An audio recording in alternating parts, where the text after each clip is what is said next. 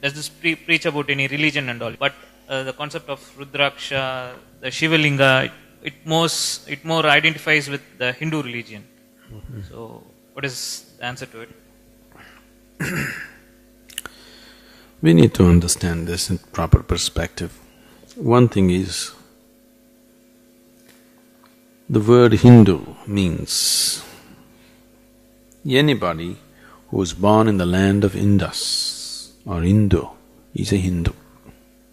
So it's a geographical identity, it's not a religious identity. You can believe in God and be a good Hindu. You can disbelieve in God and still be a good Hindu. You don't have to ascribe to any particular belief system to be a Hindu. You can believe whatever you want.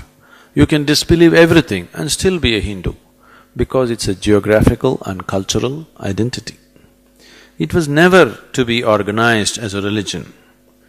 Only when outside very aggressive religions came in, the local people tried to organize themselves into some kind of a religion. Even today you cannot organize them, because they don't have a common belief system. If all of them believed in just one God, one this thing, one that thing, you could organize them. But it is not so. You cannot organize them because it's a multiple belief systems or no belief. There are lots of agnostics right from the ancient times. Agnostics have always been there in the Hindu way of life, and they're very much Hindus, because it's a geographical identity. Now, anything that was discovered and developed in this land naturally got branded as Hindu. Why Rudraksha and Dhyanaling? Even yoga is branded as Hindu in many parts of the world. If you can call Dhyanalingam or yoga or Rudraksha or anything as Hindu, it's just like saying, you know Isaac Newton? He was a Jew. So gravity is definitely Jewish, isn't it? Theory of relativity is definitely Jewish. It's just like that. You saying yoga or Dhyanalinga, anything else is Hindu, is just like that. It's come up in this culture, so naturally, because it's a dialectical culture, everything was expressed in stories. Not in A plus B equals C. That's not the way we made science here. Because the best way to teach anything to anybody, how education can be life-enhancing, not life-suppressing, that's how education was given. If you look at the Shiva Purana, you will see it's just pure physics, the highest dimensions of physics expressed in wonderful story forms.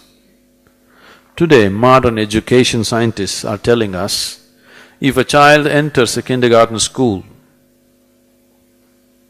and goes through 20 years of formal education, let's say he comes out with a PhD, then they say 70% of his intelligence is irrevocably destroyed.